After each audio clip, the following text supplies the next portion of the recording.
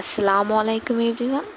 আজকে আমি আমার সারাদিনের খাওয়া দাওয়ার ছোট্ট একটি মিনি ব্লগ আপনাদের সঙ্গে শেয়ার করছি। তো ফার্স্টে সকালে ব্রেকফাস্টে খেয়েছিলাম হচ্ছে বিস্কিট। এরপর যেহেতু প্রচণ্ড গরম ছিল এই জন্য খেয়েছিলাম একটুখানি বেলের শরবত। আর আজকে দুপুরে প্রচণ্ড বৃষ্টি হচ্ছিল, আর যেহেতু অনেক দিন ধরে খিচুড়ি মাংস খাওয়া হয় না, এই জন্য আম্মুকে বললাম একটু খিচুড়ি মাংস রান্না করে ফেলতে। আর আম্মু ঝটপট রান্না করে ফেললো, খেয়ে নিলাম।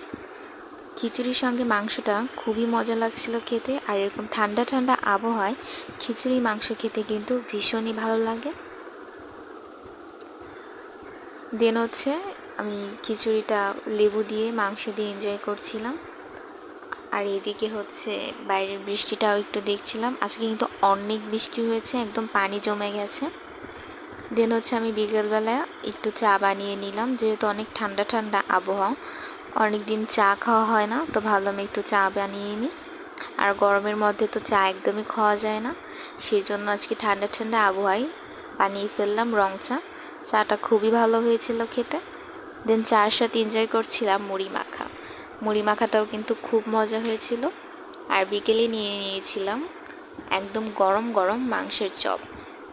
চপটা কিন্তু খুবই ভালো হয়েছিল, আলহামদুলিল্লাহ। এটাই ছিল আজকে সারাদিনের খাওয়া দাওয়ার মিনি ব্লগ।